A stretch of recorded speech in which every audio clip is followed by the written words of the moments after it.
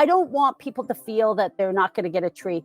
You may have to go a little bit further and look a little bit further. The Canadian Christmas Trees Association says that once again there's a Christmas tree shortage in Canada this year due to a variety of factors, with weather being one major contributor. Extreme events like a severe frost in Nova Scotia back in June of 2018 are still having an impact, with similar frost events in eastern Ontario and western Quebec in 2020. On the west coast, heat domes, the forest fires, and the flooding of last year. Aside from the weather, data from Stats Canada shows that from 2011 to 2021, over 8,000 hectares, which is potentially 30 million trees, have been lost due to Christmas tree farms being sold or owners retiring or passing away without succession plans. I know this one fellow, he said to his son, "Do you want to take this over?"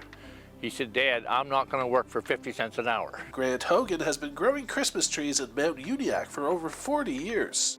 He's turning 80 in January and says that along with rising expenses, new growers aren't willing to invest the time needed, a decade-long span between planting and harvesting your first crop. So you got to spend for 8 to 10 years before you get any pay. And then the next 5 years, you're just getting your money back that you spent in the first 8 to 10 years.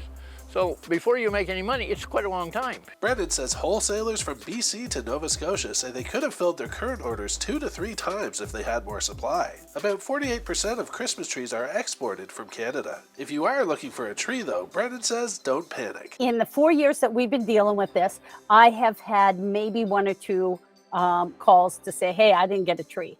So we know, and the farms are telling me, we know we have trees.